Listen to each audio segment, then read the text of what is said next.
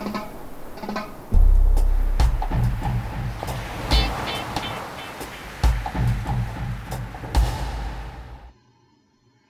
guys, it's Lori, the Cheeky Crafter. I wanted to talk you through how I made that flip book, or the photo flip book. So first I started by taking the back off of one of my paper pads. So it's a little bit of a cardboard paper pad. And then I cut it down to be 8.5 by 11. So that's what you want. Then on one end, just cut off a 1/2 inch strip that's going to be the spine. And then for the remaining, at the 10.5, just cut it in half at 5.25. So these are the 3 pieces that you should have. You have obviously your 2 sides and then the spine. And I decided to make this flip book. My niece Savannah is getting married in April 3rd. So I thought, well, I'll just go ahead and make her a photo flip book now. Obviously I don't have the photos yet because the wedding hasn't happened. But I can get it ready so that as soon as the photos come in, all I have to do is cut them to size and stick them in the book. So right now I'm just flipping through this paper pack to decide what I want to use for the outside cover. And this piece of paper looks perfect because they are getting married in a barn and their colors are pink and green. So this worked out perfectly.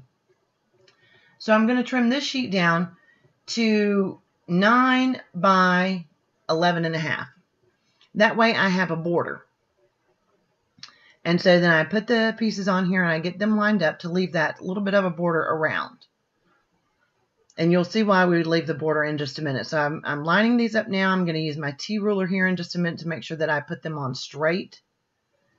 So you just start at one end. Make sure you've got it on there straight, leaving a border. And the reason you want to leave a border is that we're going to wrap those that paper onto the base. So that, and then we'll put another sheet on top of it so it has a really nice, clean looking finish. So I'm just going to go ahead and get everything glued down or taped down.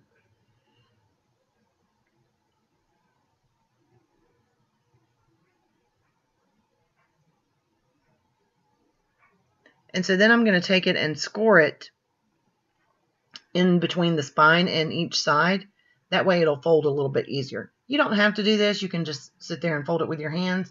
But I like to score because it just makes it a little bit easier to fold. And then you'll see there's our book, or the start of our book anyway. And I'm just checking to make sure that it lines up properly. Now I'm going to score the edges of the paper where they're going to fold in. So I'm just going to cut them a little bit on an angle so that when they fold in, they don't buckle up and they have a nice crisp edge to them. So you just cut them a little bit on an angle. Get rid of the corners, of course, because you don't need those. And then I'm going to score again where the paper is going to fold, just again to make it easier. And I realized I had cut that corner at the wrong angle, so I had to recut that one corner. So again, I'm just going around and scoring on each edge so that it flips the paper up much easier. And I just scored right against the paper and the cardboard backing. And now I'm just folding the paper up, getting it ready. And then I'm going to use the red line tape because it sticks the best. And obviously you want this to stick the best, so use your best adhesive. Whatever it is. It doesn't have to be the score tape. If you've got a glue you love that always works, do it. But this will, you want to use your best adhesive on this part because these are the edges that will get the most wear, if that makes sense. The hands will be touching these parts and whatnot, so you always want to make sure that your edging has a really good adhesive backing. And now once I get all the score tape on here, I'll pull it off and flip those edges in.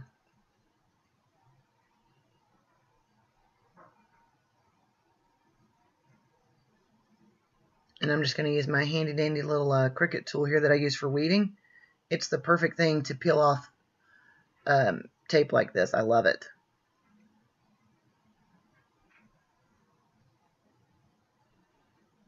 And so you can see now why it was important to score those, or excuse me, to cut those edges at an angle, because they fold up. Look how much nicer that makes that corner. It's a really crisp corner that way. And there's the book so far. So now I'm pulling out the accompanying solid paper pack that goes with that same wedding theme. And I'm looking for the best color to go inside the book. And I've settled on this darker pink, which picks up from those flowers. And like I said, her colors are pink and green, so it really works out perfectly. This paper pack could not have been any more perfect with the wood grain backgrounds on some of the papers and then the pink and green tones. She's going to love it. And so here I've cut this piece of paper slightly smaller. So it's 8 1/4 by, let's see, it was 11, so 10 3/4. Just, or might even be 10 5/8. Just enough to leave a little bit of that border from the paper. Now I'm gluing it in the middle first because I'm going to score it again where the spine is. And the reason I'm doing this is I want to go ahead and flip it up because I want to make sure that when it's folded, that paper doesn't pull away from the sides.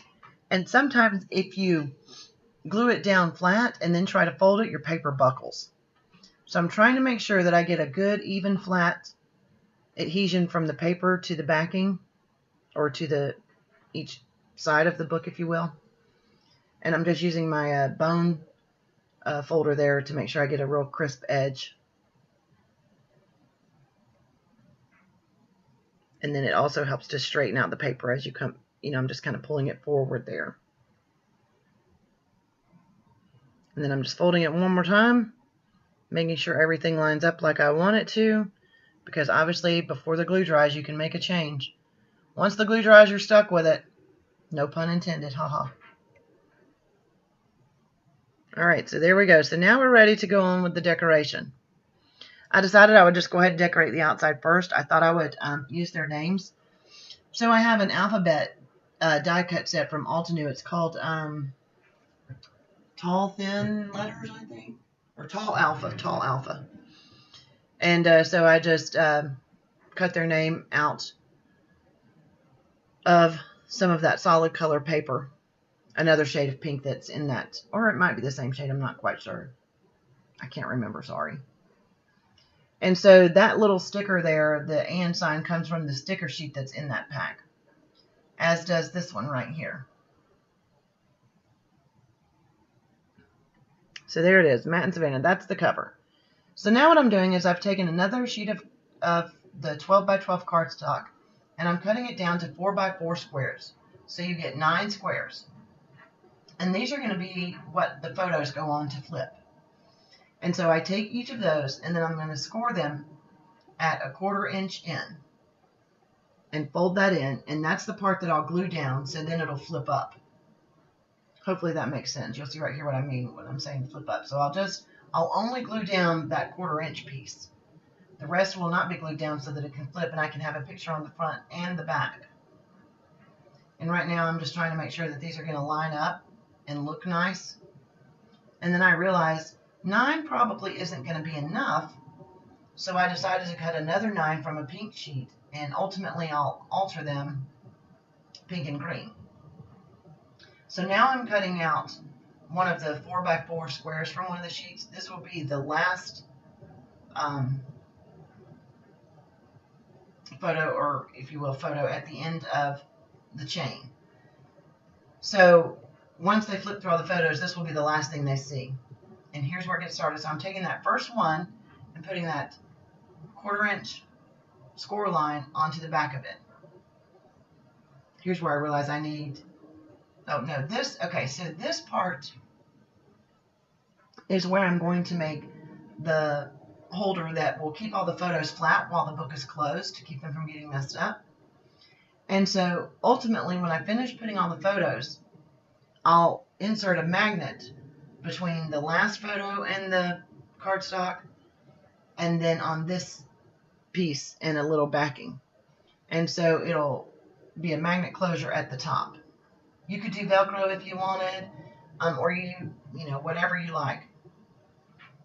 You could also just do ribbon and tie a ribbon. You would need to, of course, put a ribbon at the top and the bottom in order to do that. But you could certainly do it that way as well. So now I'm just going ahead and gluing down this first one so I'll know where to stop. And then you'll see how I'm going to layer them in between. And here's my little niece's photo book, so you can see how they flip up there in that magnetic strip. And so there's the book. This is my niece's book that I made. So it's completed, and there's the cover for hers. And then here's the inside. So you can see that heart, that black heart paper, it flips down, and then it's got a little magnet on it, and then you can